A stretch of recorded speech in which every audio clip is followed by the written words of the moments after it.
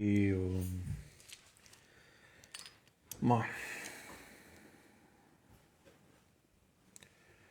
Om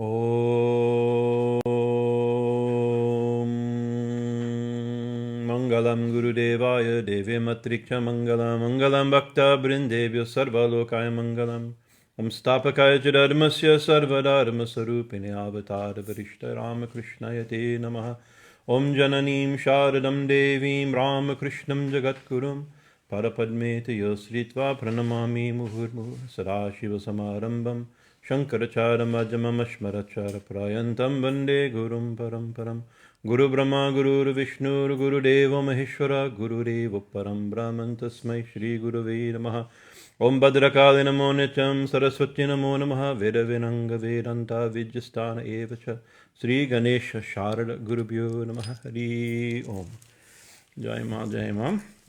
Our first class in a very long time. So, and we'll so we have to get as many as we can before our next spring break when other speakers are here. So where were we? I think it was in December sometime. No, what was I might have my dates. What are we now? It was not in December. I'm just trying to think of when was my last class? Before Swami Bhajanananda, he was in the summer. Maybe it was the 27th of April. April, okay. So you guys remember what we talked about last time? Yeah. We're going to pick up on the same name. So we're discussing the Kālī Sahasranāma, the 1,000 names of Kālī. There's 3 or 4 famous Kālī Sahasranāma. This is my favorite. And we I kept saying last April, you said?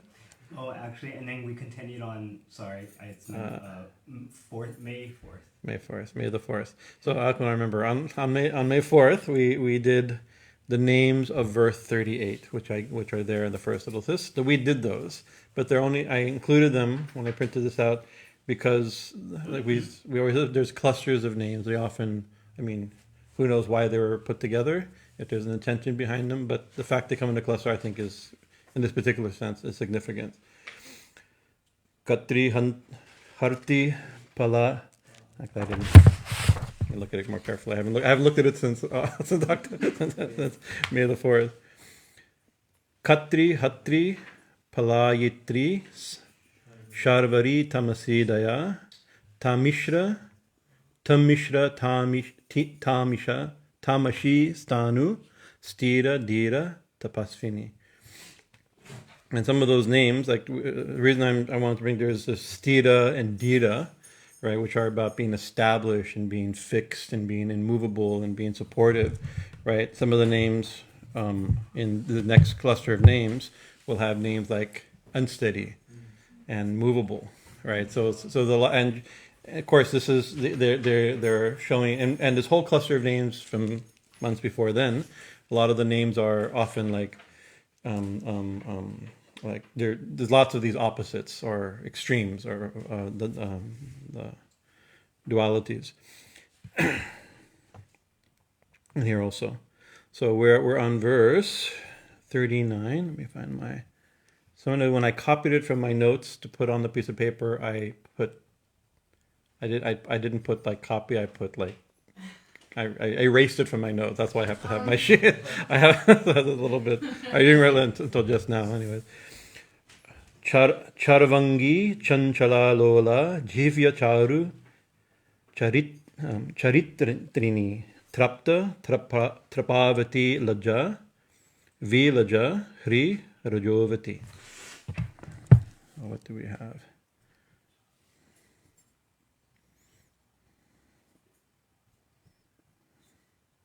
Let me find them here. This is 298.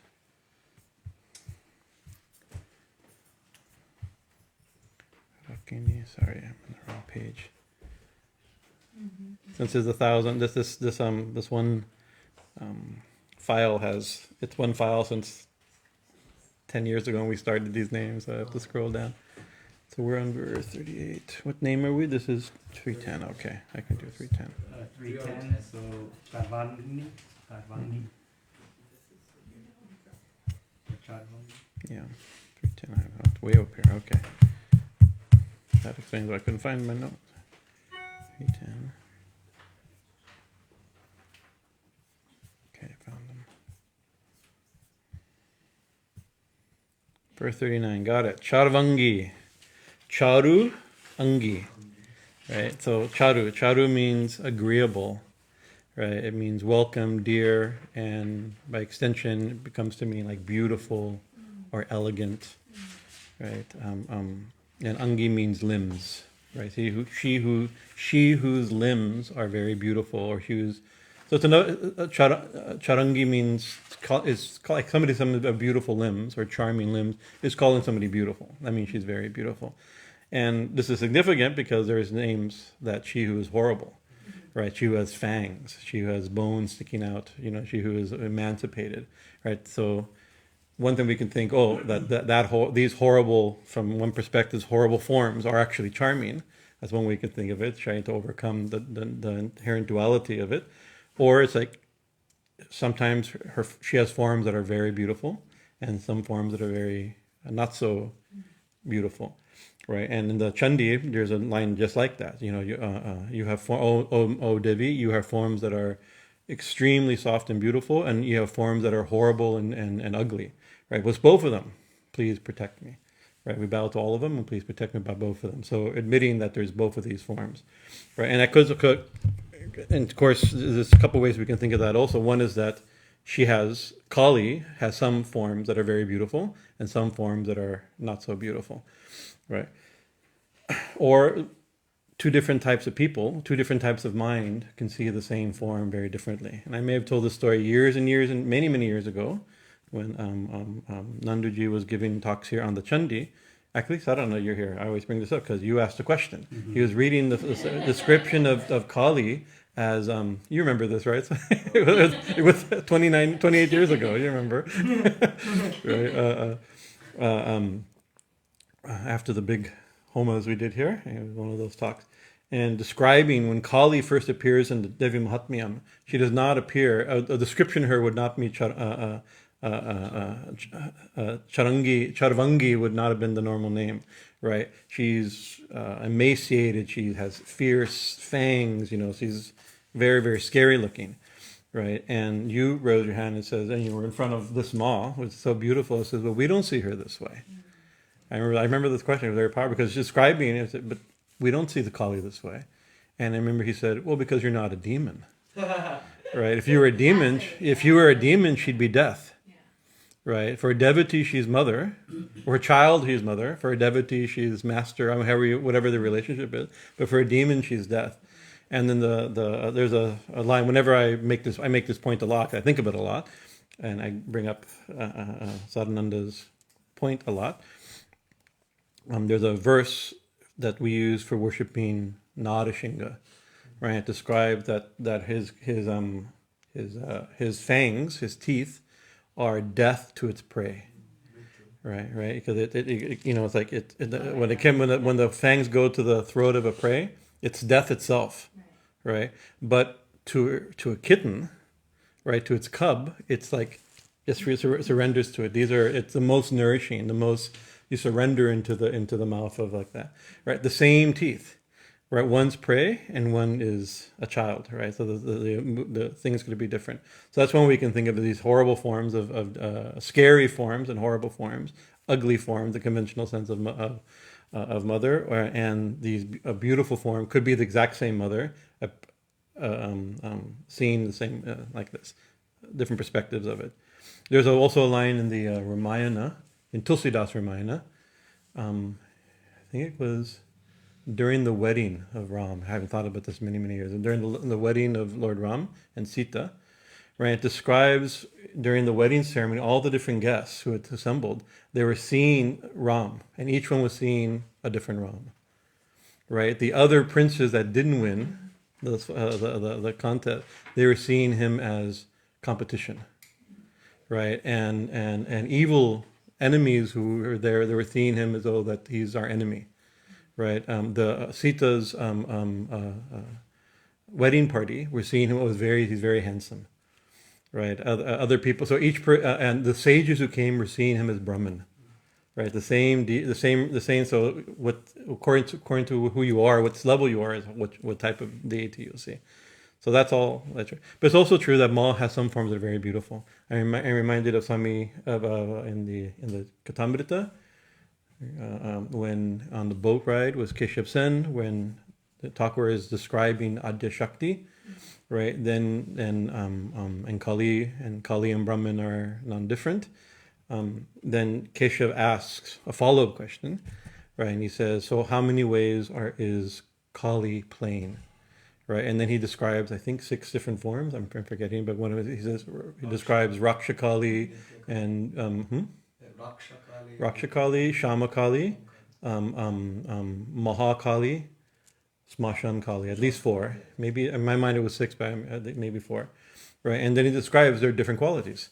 Right, it says Smashan Kālī is the embodiment of is the symbol of death. Right, and surrounded by jackals and female spirits, dakinis and yoginis, right? And then he describes Raksha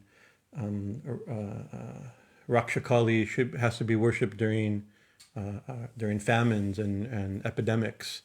Actually, we have a picture of Raksha Kālī by the bell, and she was on the shrine for a couple years because Sri Ramakrishna says, actually he says Mahamari. Mahamari means a pandemic, a great like this, right? And so this form of Kālī should be worshipped during that time. So this was painted by Haley Goswami, and I told him, this is the only painting, Haley, of yours that I can't wait to remove from our shrine. Right? Because when the pandemic was officially listed as over, we moved. She's still here because you've been worshiping her for all this time. So every time you ring the bell, you can look at her. Her form is very distinct, has a very distinct iconography. And he says, and then he says Shama Kālī. And then he says is more or less gentle, right? It's she's a form that's worshipped in the home, and we would call maybe Dakshina Kālī the same thing as Shama Kālī. This is a form like we have here in the temple. Most temples have her form, and she's a form that's worshipped in the Hindu household. Thakur said. So he says, but I love to say she's more or less gentle because she also has a sword and severed heads and a jackal. Right, and her tongue sticking out. It's like and so it's still all those symbols are there, but still it's a little different. And usually, this is the form that you'll see poets singing, "Oh, how beautiful, your radiance, your beauty and radiance blinds me." Things like the songs of Ram Prasad and Komalakanta like that will often be to this form.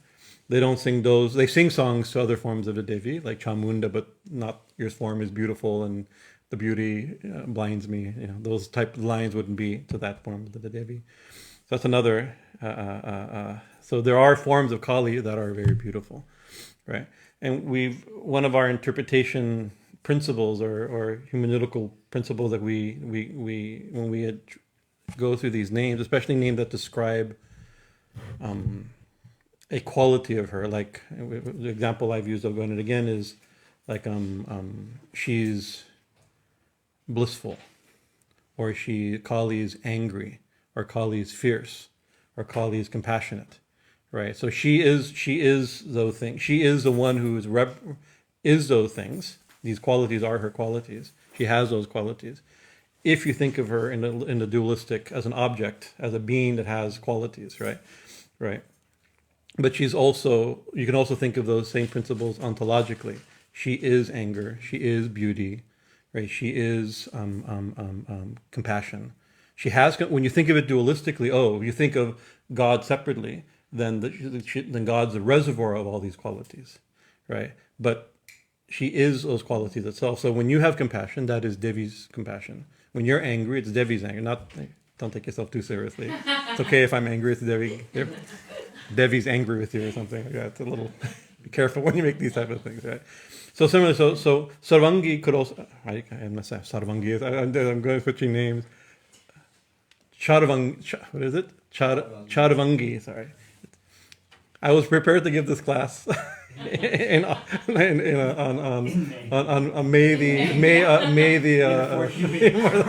the 14th. So my tongue has been a while since I've done this. Cāru-caritriṇī. I have to remember we have a very dear friend named Charu. Aya's daughter is Charu. So I know the name Charu. Cāruṅgī. So it's like whenever you see anything beautiful, something of charming limbs, any person, with charming limbs. The charm is the Devi's charm, but also her form is very charming. How beautiful! And of course, it takes a devotee to look at Ma Kālī and say she's beautiful, right? It's like back to the Narasingha. If you've been to the Los Angeles Hare Krishna temple, they have the original painting, very famous painting of Narasingha. And every temple, every Hare Krishna temple has that picture, but the original is hanging there, and even have a sign "Don't touch painting," because it's a modern day miraculous icon or something. It's very, very powerful, and it's Nrsimhadev in his most furious disemboweling Hiranyakashipu, right? And then Prahlad, the devotee Prahlad is trying to put a garland on him, right? And so it's a very peculiar scene. Who did he put in the garland? Who's the person who's been disemboweled? Prahlad's father, right? So I would think that Prahlad is seeing a different Narasingha than Hiranyakashipu did, right? Anyways, like that.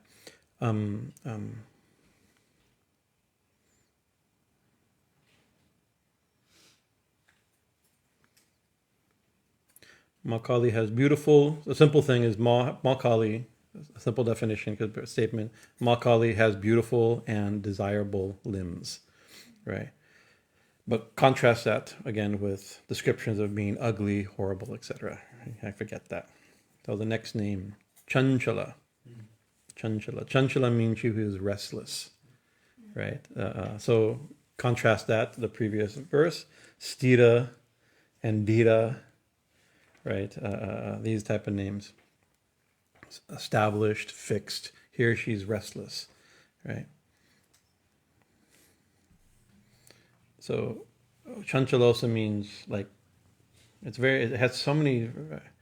Okay, I'm going to analyze these names a little bit using kind of like dictionary definitions, right? And I have some words that are in this cluster of names I don't know personally. I have to look up, and then once I look up the name of the word, then I can know from the tradition why that name is being used. Some words I do know. Cañcalā is a word that I have some familiarity with, right? And it's one of the ideas is that it's like quivering, right? It's not just unsteady, but it's like quivering, right? I like that. That has a. Yesterday, Ma had her background had a black for called Vaidava-jayanti. And it's one that has like sequences on it, and every time when somebody walked by, it's actually very that movement is a very beautiful quality. Can be a very beautiful quality, especially when listed connected to this cāru-caritriṇī, right? Who has beautiful limbs that are, So even so, if you think of it a little bit like also like other meanings like restless, right? Unsteady. But unsteady, not necessarily. Usually, we think of restless and unsteady as negative qualities. We're trying to be focused as yogis, as wannabe yogis. As wannabe yogis, we want to be fixed, steady, stable, immovable, right? But actually, when you go to this cāravaṅgī type of thing, these are also names of, or these are also aesthetic qualities, and you have to go into Indian forms of aesthetics. We have our own aesthetic categories. In aesthetics, there's certain symptoms of feminine beauty in the classical text, right? Unsteadiness, an unsteady mind, restless mind is considered beautiful. It's considered full of passions. It's considered attractive. Somebody glances at you quickly, right? That somebody who's been taken by something, the mind becomes unsteady, and this is not necessarily for a yogi, it may be a bad quality, right? But there's also these are considered signs of feminine beauty in certain older conceptions. Even now, I think it's probably true, right? So, cañcalā, quivering, restless, moving to and fro, right? It's also a name. It's one of the names of Goddess Lakshmi, right? Her quality. Also, it's a name of her, but because it's like this is a name of Goddess Kālī, so the name is one of her qualities. Lakshmi is said to be cañcalā. It means coming and going. And if you think of Lakshmi, what is Lakshmi in our life? She's money and happiness and success and health and food, right, and peace and prosperity and all the things like that. And all those things come and go. They're unsteady, right? Sometimes they're there, and that's the thing is that there's many texts that describe that if you worship Lakshmi, her very nature is unsteady, she'll disappear, right? So we're always encouraged in the Vaishnava tradition. So you worship Vishnu. Vishnu is steady, and if you have Vishnu, Lakshmi is always with Vishnu, and therefore you'll always have Lakshmi. But if you worship Lakshmi directly, from this perspective, you may get her this quality, but she's unstable. And even like there was a period in the old texts, in the old mythological stories, in the old Puranic stories, right? The gods had Lakshmi, and then they lost her. And then the demons had Lakshmi, and then they lost her, right? And then during the churning of the ocean, again she came out after being lost by both. In other words, sometimes the demons win and have success, and sometimes the gods win and have success, right? That's the nature of things, right? It's that Lakshmi success. It's very unsteady. You never know who she's going to favor. And when she was churned out of the ocean, Goddess Lakshmi was churned out of the ocean, the gods and the demons began to fight for her. Who doesn't want her? This is what, in a certain sense, one of the things that they were searching for, right? But she has that quality. She can choose her own husband, right? Swayambhu is called. What is it? Swayambara. Thank you. Swayambara, the choose. And so she looked, and the only deity that wasn't interested in her, it was just in meditating, was Vishnu, as per the story. So she gave the garland to Vishnu, right? The one who wasn't trying to control her, that she decided to stay with. So there's teachings on that also, right?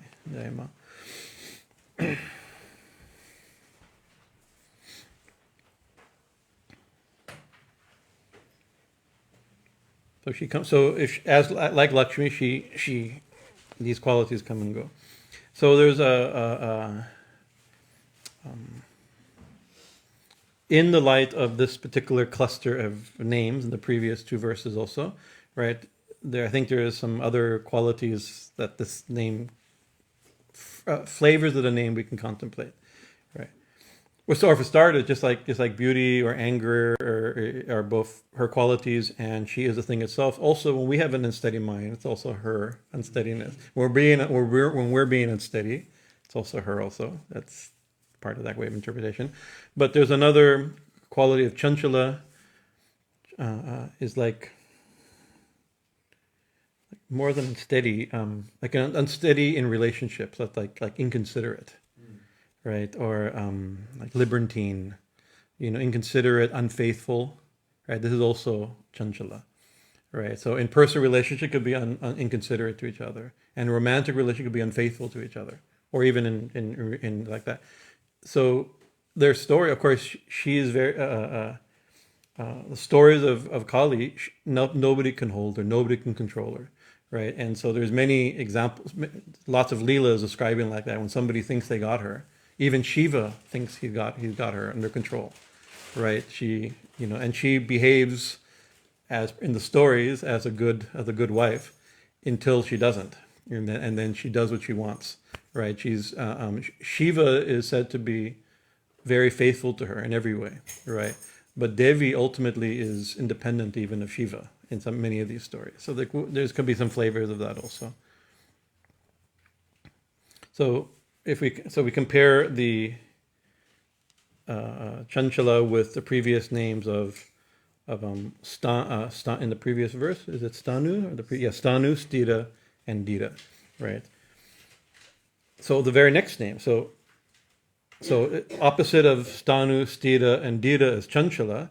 Now there is a next name, Nischala, right? So she who is unsteady and who is wavering, who is always moving, and Nischala means she who is completely stable, or who is not stable, I guess. Yes. Right. She who is immovable, right?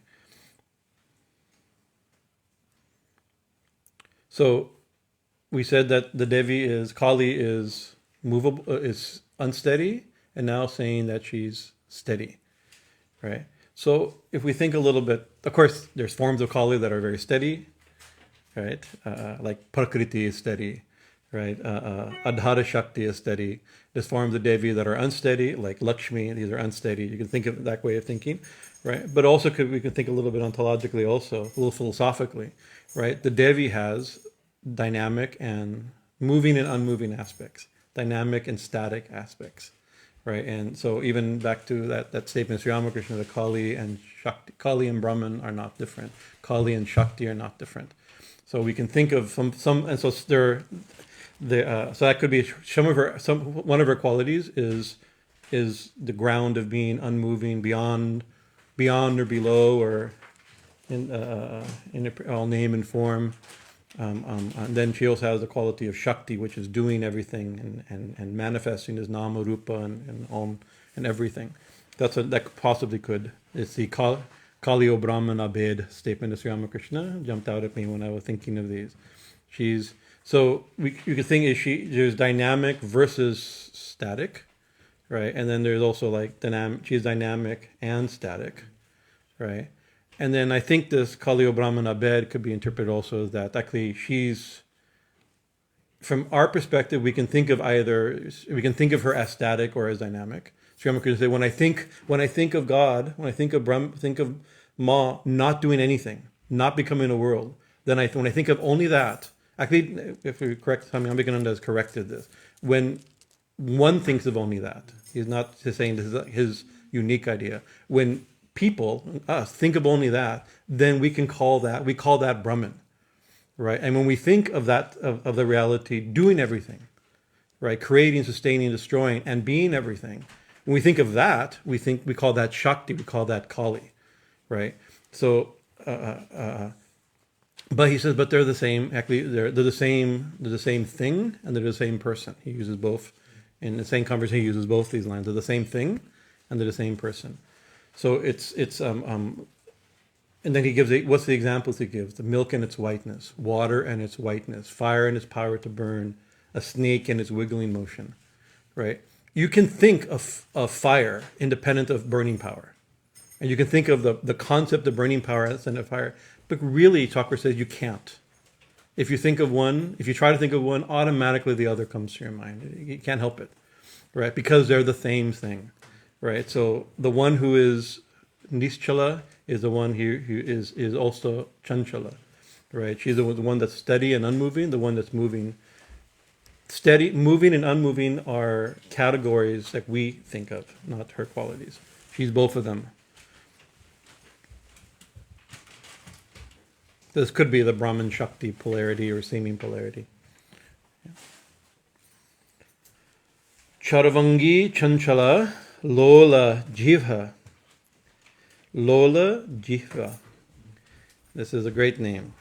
Lola is she who has a lolling, probably Lola and lolling, protruding tongue, jihvā.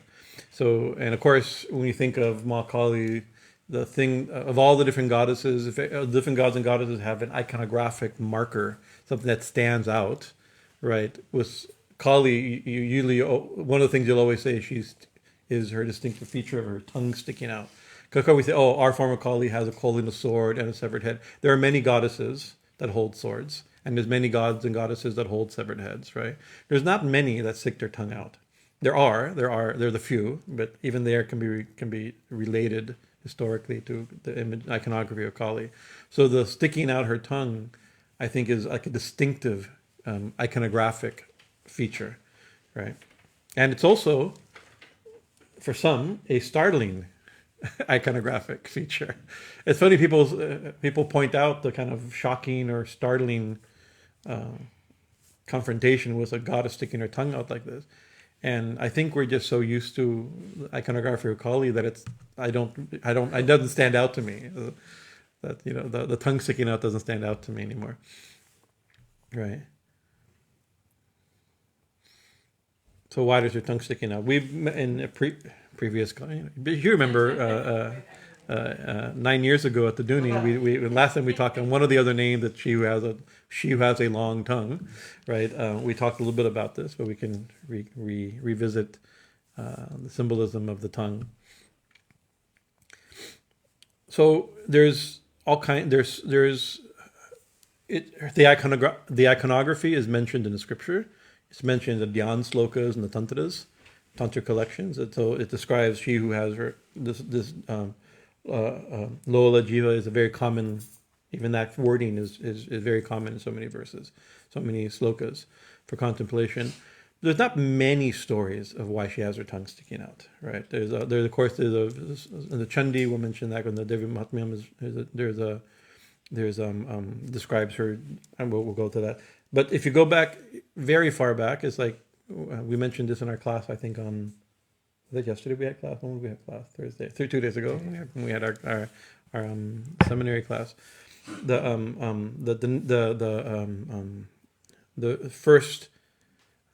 oldest reference to the word Kālī is from a Rigvedic mantra that describes one of the tongues of fire, and like these are I'm forgetting all, but Kālī means black tongue, right? So one of the tongues of fire. Fire is said to have 7 tongues, and there's this golden tongue, there's a black tongue, there's a red tongue.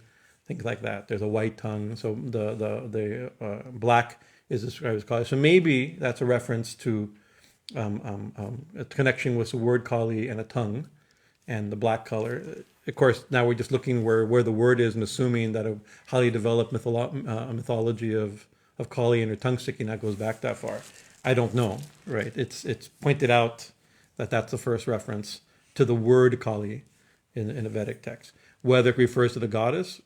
It doesn't seem to, right? It's a quality of fire, one of the angas, one of the shaktis of fire. So it's already connected the word as the black. In the previous name, there's also tamasi, and actually tamasi is mentioned twice. So black is mentioned twice. The darkness and blackness is mentioned as one of her qualities. So there may be some connection there, right? In the Devi Mahatmyam, when the demon, which is our Raktabija, right? He had a boon, or he had a magical quality that every time that he was injured, every drop of blood that hit the ground became another demon with the same power, the same form, strength, temperament, disposition, and power, right? And so it means that whenever, every time you kill or you try to injure Raktabija, every drop of blood became another Raktabija, and then when they were injured, every drop of blood became Raktabija. And in the story, as the battle went on, every time he was damaged, his blood fell to the ground, and pretty soon, Raktabija is a bad, nasty demon, but within moments, the whole world is full of Raktabijas, right? Fighting him becomes even worse than having him. Right. If you sometimes you just learn to live with Raktabija and everything's fine, right? But if you want to fight him, it's not going to be easy, right? He multiplied. And of course, then we think, who is, I mean, if we give a symbolic, try to find a meaning of what does Raktabija represent, right? There's old ways of thinking of it. So we can make it up. He can personally he can represent anything, right? But usually, often, he's connected with desire. That one desire leads to another desire. You fulfill one desire, or try to repress one desire, and it becomes another. So many other. It could be that way because blood is often connected to desire and things like that, right? Another way, and this is one I usually think when I've lectured on the Chandi, I usually give the meaning of thought, right? And the demons, there's reasons to interpret the demons in the Chandi to represent thoughts, right? There's a rationale for it that can't justify right now, but and in which case, what happens? We think one thought. Maybe this is my personal experience. I'm not gonna suppose you have the same experience, but I'm supposing you have a similar experience that you're trying to think. Let's say we're trying to meditate, something bold like meditate. I'm going to think of Ma. Right, so I said, okay, I'll think of Ma, right, and I try to think of her, and immediately something else comes to my mind. It could be like, oh, I'm not very good at thinking of Ma. It could be that, right, and then that leads to another thought, like I'm not very good at anything, or and that can lead to another thought. I wonder, somebody told me I wasn't good at anything when I was in junior high school, and then you start thinking that person, I didn't like junior high school. But the thing is, one thought, you're trying to think one thought, it leads to 1,000 different thoughts. And you can see pretty soon the mental field is full of thousands of thoughts. If you think of each one creating 1,000 other thoughts. right? And then what do we do? Then we thought, okay, think of Ma again. You bring it back, and again another world of thoughts. So I think that's a useful. It could be anything that when engaged increases, right? But I think thought's a very useful thing. And then so in the story, then Kālī comes out, and in the battle, then with her it describes this huge tongue. There's very dramatic artwork of this, not looking like our Ma, right? But there's this Chamunda type of Ma with a gaping jaw and a huge tongue. And then as Amba and the other Shaktis fight Raktabija, the tongue catches all the blood, right? And therefore that blood does not. She catches and drinks that blood, and that blood does not fall on the ground, and slowly all the Raktabijas slowly die, and the final Raktabija gets killed, and that battle is over until the next demon comes up. There are some of the Dhyan slokas of Devi, we were talking when we were going through the Pujya book, describes her always drinking blood. There's one name. My Pujya book, it's a shorter Dhyan mantra that says that she's always drinking blood. And sometimes she's shown with a bowl of blood or something like this, right, that can represent this, right? But so and also Kālī is associated in the tradition as a blood drinking deity, symbolically or actually, right? So there's connection there. In the Chandi, when the different demons are given some sort of internal psychological symbolism, then the deity fighting that also is given a sadhana oriented symbolism. And so yogis have, traditional yogis, somebody made it up, I'm not making it up, I'm repeating what others have said, describe that represents mantra, or can represent mantra, because it's connected with the tongue, right? And so mantra is one of the few things, like if you think one thought, I tell you, we can all practice, you can just think one thought, within a few minutes, within a few seconds, you'll have a Raktabija an army full of Raktabijas in your mind, right? No problem. But when you think of a mantra, right, that's one of the few times when you think of a thought that the next thought is chosen, right? When you think a thought, the next thought is not certain, right? Even if you contemplate something, you may try to keep your thoughts more or less focused on a topic, right? But in mantra, you think a mantra, the next thought, if you do it right, the very next thought has to be the same mantra. It can't be otherwise. I mean, if it is, then maybe even between mantras there may be 1,000 thoughts, right? But the idea is it's one of the few times ever where your next thought is chosen. You choose this thought, the next, and you also choose the next one, the next one, the next one, the next one, right? And so it's a rare situation where, and Kālī connected with mantra, connecting with the tongue and speech. So that's one way we can interpret it. So I like this. To me, I find that a useful meditation when I contemplate the Raktabija story. Usually we interpret it like this, that it's the science of mantra, or the sadhana of mantra japa, especially japa, where one thought can the tongue can swallow all the thousands of thoughts into one thought. And then when you have one thought, then it's easy to transcend that thought. When you only have Raktabija by himself, then you can easily kill him, if he doesn't have that quality of not being able to replicating before he dies, right? So my Guruji, Vishyadevananda Saraswati, we asked him, so what did your Guru, can you tell us something what your Guru taught you? My Guru told me, think nothing. Right, that was the thing.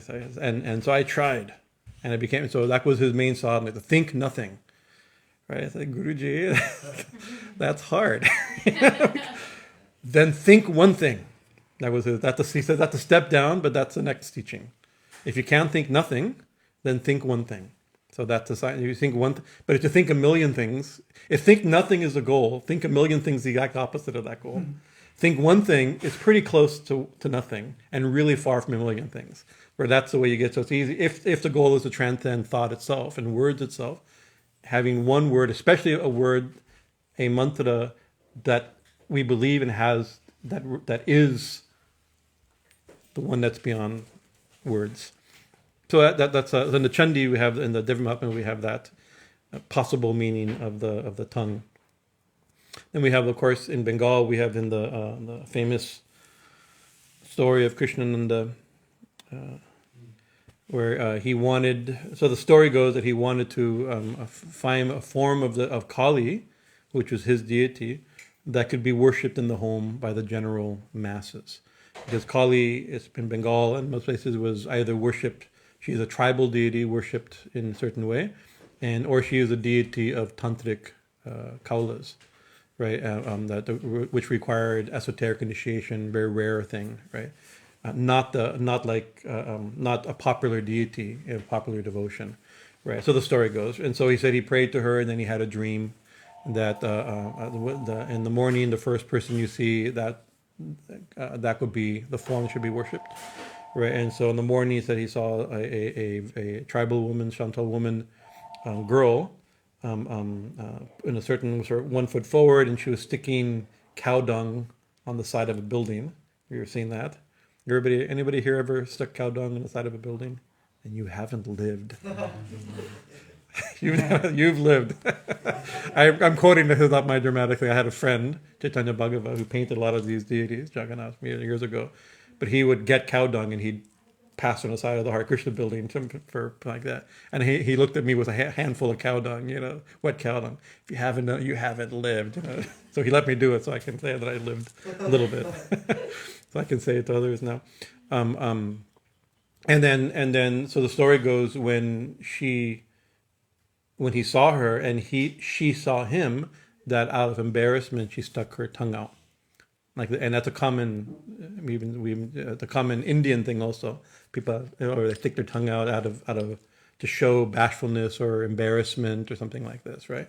And so it said that from that then he created the Dhyan sloka we have. Of course, these forms of the goddess were already had tongue sticking out and things like that, but there's a story like that that he created a form of Kālī that could be worshipped in the home with 1 foot forward and like her hair untangled, unbound, with her tongue out. And so that's there's a story like that, and then that it's kind of morphed into a folk tradition, and this is the one I hear the most. And whenever like Indians are here, especially Bengalis, and the little kid, shocked by why does Kālī have her tongue sticking out? And usually the mom will tell the story. Well, one time there was a fight between the gods and the demons, usually mixed with the Chandi battle, right? And Kālī, when Kālī manifested to kill all the demons, she, as Mahashakti, unbound Mahashakti, is uncontrollable. So she killed all the demons, and then she wouldn't stop killing.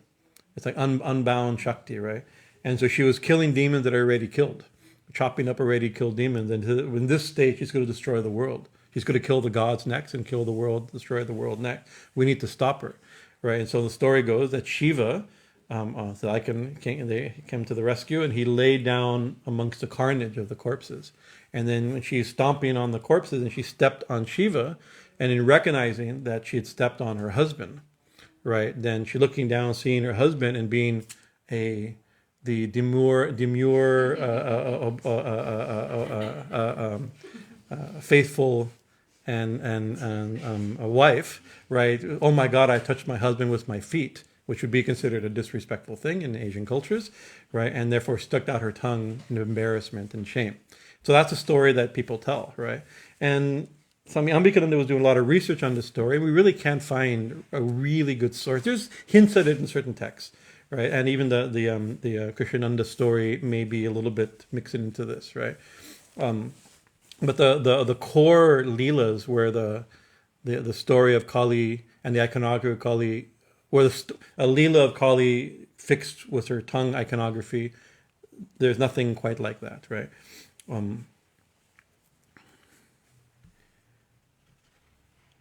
So when we think of Kālī, especially the form of Kālī, we usually don't think of shame and embarrassment and like this as part of her nature, right? Especially in the stories. There's a few stories. Some of them I can reference. I've forgotten the references. I can look them up though. There's one. Maybe I can remember it. Remember this? If I can remember the story, if I can't remember the text. Maybe I told the story. Maybe I remember the text. Where actually this form of Kālī we have in the backyard. This was 10 arms, right? It's based on a poster. You may have seen that. It's a popular poster of Kālī with Dashabhuj Kālī, right? It's unusual because, I mean, in these names, it says she has four hands, 8 hands, 10 hands, 16 hands, 1,000 hands, right? She's described as all these different things. So, and you can say, oh, because Dashabhuj means Durga, right? So that means she's Durga, that means she's Vishnu, she means she's all the different forms like that. Or that could mean that there is a form of Kālī with 10 arms, and that's the form that's out there. And so there's a temple in Bhuvaneshwara area, and that has to this 10-arm Kālī. And I read a academic article investigating the history of that image, right? And they're interviewing in field work people shown the picture, and everybody recognized, oh yeah, that's Mahakali or Bhadrakali, whatever the name of that local Kali is.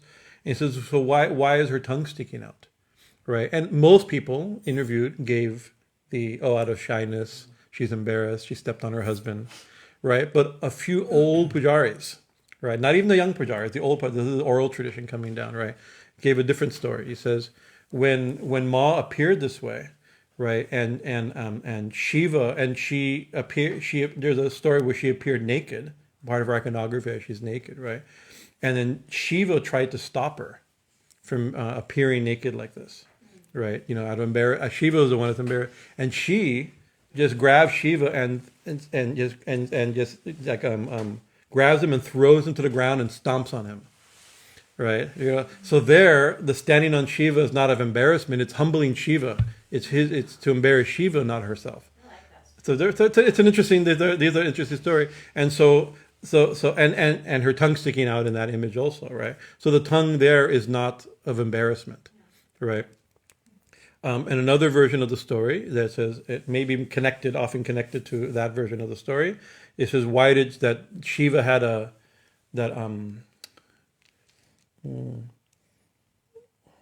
all the different demons and gods have different boons. One of the boons is that she could only be killed by. Oh, that's right. Who is it? It was Nishumba. Is it Mahishasura who gets killed by this form, or Shumba Nishumba?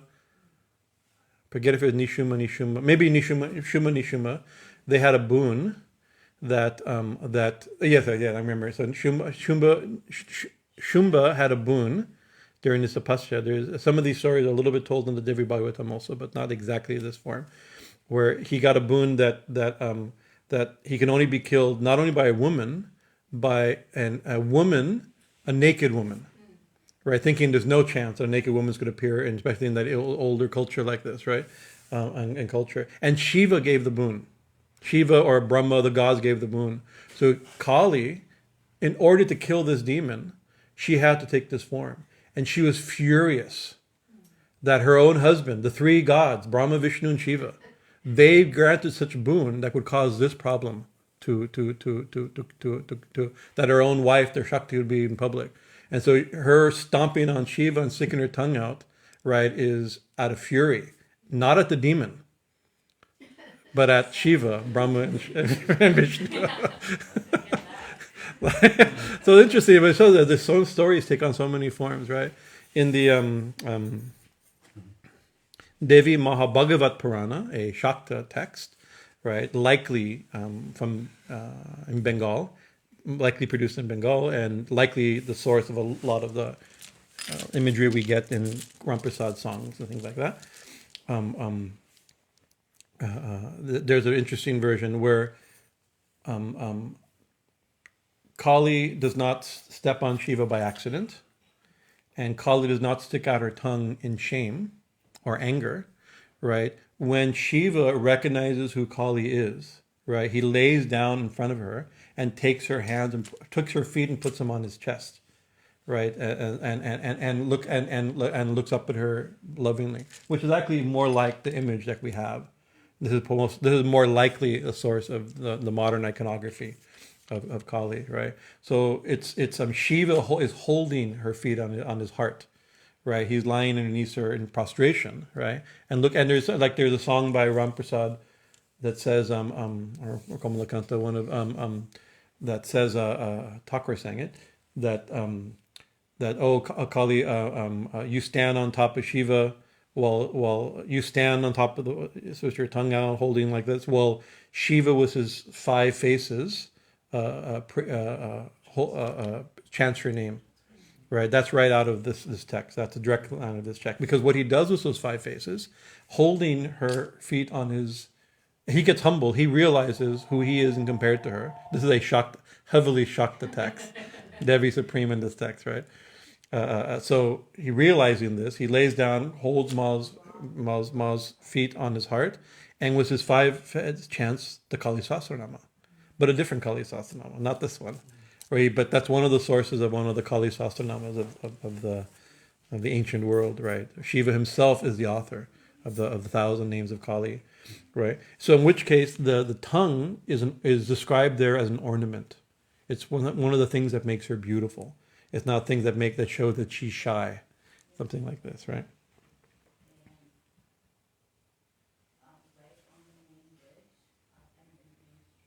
If I put in my notes here from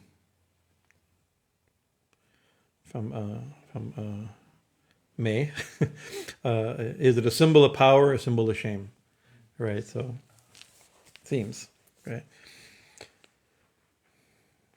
So then commentators have thought some metaphysical meanings of tongues, right? If the symbol of the tongue is showing her tongue as a power, if it's a symbol of power, what's the power, right? So if we take that as a symbol of power, not of shame or embarrassment, what's the power, right? So the tongue obviously has immediate symbolism of speech, right, and articulation, and that seems to be one of the ways that in Tantra understood how the one becomes many, how what the very nature of Shakti is out of concepts of words, of sound, of speech, of articulation. Right, to express truth carefully, clearly, but also as Kālī, also freely. Right, that's one of the qualities of her image. Right. Then in the modern day iconography, especially in Bengal form, you see that she's biting her tongue. Right, and so this is yogis. Some of these interpretations are kind of what's her nature and what does she show, but then devotees look upon her image as, oh, this is what we're supposed to learn. Right, she's showing us something to learn, right? And so this is I first heard this interpretation from Sharasji. Read it from Sharasji, one Bengali saint and guru. But also I've heard Swami Sarvadeva Maharaj give a similar interpretation. So this is a known interpretation that she's biting her teeth. Right. The teeth are not predominant in this cluster of names, right? But in most iconography, the teeth are very predominant. And so you see she's black, and she has a red tongue, and she has white row of teeth, and the white teeth are biting her tongue, right? So if she's showing some power, what that power is articulate, and if she's showing us something, what is it? So one of the interpretations, the 3 colors, the black, red, and white. You see our shrine is primarily 3 colors: black, red, and white. That's conscious, right? The black these are the 3 gunas. Black is tamas, tamasi is mentioned twice in the previous verse, right? And the white is sattva, and the red is rajas, right? And so it says that one of the things yogis like to interpret, that she's showing that we need to control rajas with sattva, right? And so the tongue becomes, what does the tongue represent in that sense? The tongue is used in speech, in food, eating. So speech, eating, and sex. These are the 3 uses of the tongue. And even there's verses like that the yogi who can control his tongue and his stomach and his genitals attains liberation, right? They're all considered connected, right? So speech, like this. So by controlling, so maybe, of course, this is like, we look at it, what does it mean? All of a sudden, the sword now means discrimination, and the head now means transcending ego, right? When these are us interpreting, right? This is beautiful interpretation, useful interpretation, but that's one interpretation given of the tongue, for sure.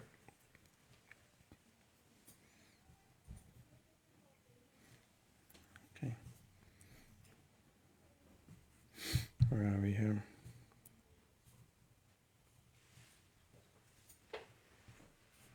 So I think it's actually, I'll just do one short name.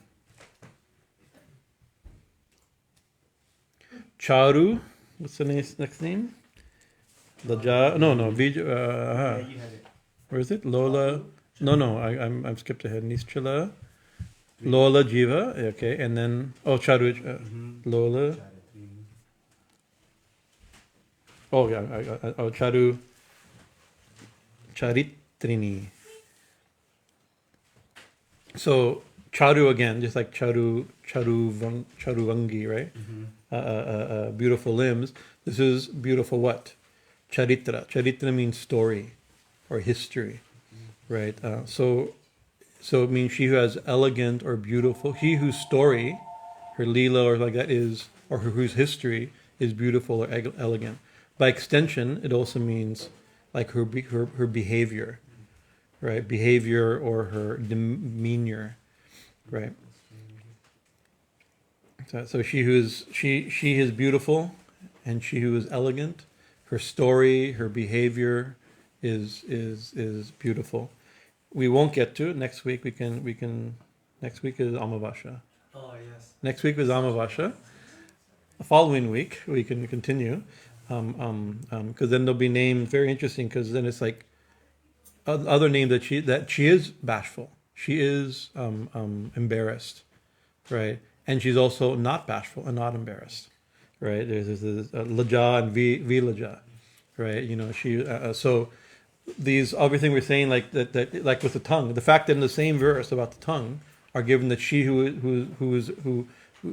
is ashamed, right? And she who is completely not ashamed, right? So it's the two interpret which one is the tongue. The tongue, I mean, it could be both, and she is both of these qualities, and stories illustrating both of these qualities. I think out of unbelievable head discipline. Tell me.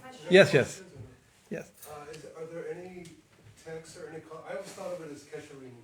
Yeah. Because her tongue's not up though, right? But okay, I have to be careful. I don't want to. We have to be careful what we say publicly. But there was a person. A teacher came here many years ago, and a little bit of a challenging person, difficult personality. That's why I want to be respectful. But asked me in front of Ma, right? So what does the tongue mean? And I said, well, tongue means many things. Well, tell me, she pretending to be ignorant, but I knew the person. I knew the person was a guru and disciple who wasn't ignorant, right? And so I gave a few simple scriptural yogic interpretation, and then he said, no, what actually it really means, and then he meant this a very distinct feature of his particular sadhana, right, which is which had Kechari mudra in it, right, and which is great. I mean, if you can look upon the deity and see some meaning of your sadhana, right, but to assume that the image of Kālī's tongue, which is thousands of years old and so on, like represents your peculiar guru lines yogic techniques. Right, it probably doesn't originally mean. It could mean that now to a practitioner that she's showing the importance of Kechari mudra, things like that. But I found when I found it quite like unlikely that's the original source of the tongue sticking out. Yeah. There's nothing in text. No, not like that. Not that I know of. There may be, not that I know of. I mean, there's texts. There's like not yogi texts and things like that describe these mudras. But I've never seen it connected to the image of Kālī. But it might be. But again, what we do, we take these images that are probably, either way to understand the sources of the iconography is probably like tribal goddesses, right? That are extra textual, right? And then what we happen as they gain in popularity, right? Practitioners engage them and try to figure out what they mean, and scholars either discover what they mean or assign meaning, right? And that's what we do. And that's not a wrong thing to do, but it's a historically grounded thing to do. We're doing that all the time. So like I say, like my thing about Rakta Bija being desired, that's also, the text doesn't say that, and it probably wasn't the original source of that story. Actually, I probably, if I think about it a little bit, I know it's not the source of that story. There is the story of Rakta Bija has precedent that doesn't have anything to do with mantra and desire and things like that, right? But it's such a good symbol, right? And even by the time it gets into the Chandi, it may mean that, because it's given all these names of demons are like obviously interpretable, But those demons, independent of that presentation, have a history that may not have anything to do with the interpretation we give. So if it's useful, I mean, we could see. I mean, I also like in my yogic tradition, we think of like she stands on Shiva. I just gave you some really interesting stories of why she stands on Shiva. But my teachers have said actually where's Shiva? Actually, there's two Shivas. There's a Shava Shiva, and then there's Mahakala Shiva, and then there's Kālī standing on top. So Shava Shiva is a corpse. In the image usually in temples you only show one, but actually there's two Shivas. This Shiva is on top of another Shiva, right? So Kālī is also really Kālī means Kundalini, right? So in the ancient world Kālī probably didn't mean Kundalini, but for Kundalini yogis, that's Mahashakti, right? Kālī is definitely Kundalini, right? And where does Kundalini live? Kundalini lives in the base of the spine. Where does Shiva live? Top of the head in Mount Kailash, right? Right. So when Kālī awakens, she stands on top of Shiva. There you go. This is the sign of an awakened yogi. So Shiva's here, Kālī's on top. Sada Shiva or Shava Shiva, the corpse is underneath it. That's our body, right? Our body's here. So we're applying this yogic symbolism, a fairly late yogic symbolism, to a very ancient image, right? But it works beautifully. So if it works beautifully in a tradition where Khetri Mudra is really important, like my own yoga tradition, Buddha tradition, Khetri Mudra is really important, right? Not for me personally. I don't have much practice, but in our line, our Guruji, our Param Guru would milk his tongue with Ganga mud for an hour a day to elongate it, so that he could go into advanced forms of Khetri Mudra. I mean, it was really important. Then they cut the skin to loosen the tongue. It was a really big deal how to use, and you see old paintings of Hatha yogis, their tongue would go down to here because they'd stretch their tongue, in order to accomplish advanced forms of Khetri Mudra. So some people it's really important, right? So I mean, I'm very comfortable with the Kundalini interpretation because that's how I understand it. So the Khetri Mudra interpretation could be also meaningful, but I've not heard it so far. Any other questions or comments? Yes, Bhaji, before Agama Vishaji, were there Saumya forms of Kālī? Here, Saumya means like benign forms or beautiful forms. Yeah. I think I don't know. I don't think he created them. I think he organized what was there. That's usually because it seems like all the other work. I mean, the story, how historical that story is, I don't know. Right? It's one of the legendary stories told about him. Right, and he was roughly about 500 years ago. He organized, he collected. Mostly, he's considered a collector of the deities being worshipped in Bengal at that time. The tantric deities, the tantric pantheon, their mantras, their nyasa, and their pujas. Dhyanas, mantras, nyasas, and pujas of the different deities worshipped in Bengal, in tantra in Bengal, Orissa, informed by Nepali traditions and things like that. So the fact that he was doing this, maybe it was already happening, that the goddesses were already, popular amongst certain households and like that. And because even the worship of Dakshina Kālī or Shama Kālī, 500 years ago it would be considered very very fierce, not Saumya in our perspective. That these deities were worshipped already, yeah. But I don't know the full history of that. We've asked this before, and I don't exactly know, right? But I'm imagining knowing that he's accredited for, primarily compiling existing traditions. But then there's a story how this particular form, because the question is like, this form is ancient form of Kālī. Not that ancient. You go 507 years ago. There's no reference to it. There's forms of Kālī. And goddesses holding swords and sitting on corpses and standing with skulls, and all through Buddhism and all over especially the tantric Hindu pantheon, right? But this particular form, right, is fairly. I mean, we like to think, everything is thousands of years old, and only a few things that are thousands of years old, right? But but everything that we have now, even something that's developed 100 years ago or 170 years ago, like Dakshineshwar or Sri Ramakrishna, like that. He didn't invent. He's not a new invention. he comes from, there's something before him that he's responding to and adjusting. Something before that. So if you go back to 500 years to when this mantra came, right? He didn't come out of nothing. There was something before him, there's something before him, something before him, and that goes back to, as far as everything is, what's the term, derivative, right? You can find something, and derivative and innovative, both, in every generation, both, seems, So the dhyana shlokas and tantras are not of original authorship then, you think? That I don't know. I think many of them he may have composed or written, but based upon the deities being worshipped, right? But the general belief is that the Dhyan slokas were there from like Vedic or rishis saw it, or it was describing what a saint saw, right? But that may be the case, and we have that idealism for him. But it could also just be a description of the deity that our family worships. Right. So so pretty soon that, especially when like with Krishnananda, it becomes Sanskritized. These things get like, well, let's write it in a mantra describes it, and then all of a sudden then you end up with, there's a mantra, then there's a bij mantra and a mula mantra, and then based upon the mula mantra, then you can establish nyasas.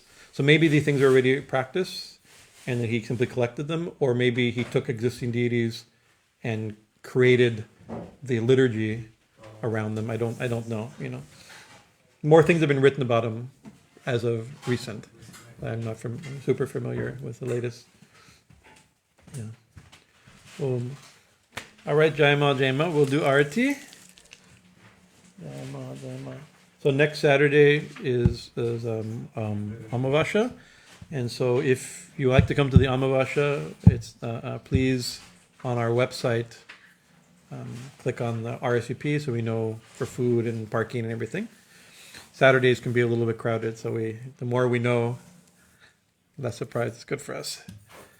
Jai Sri Guru Maharaj Ji Ki Jai, Jai Mahamai Ki Jai, Swami Maharaj Ji Ki Jai, Jai Ma Dakshinishri Bhavatarini Dakshina Kālī Ki Jai, Mahakaleshwar Bhairava Ki Jai.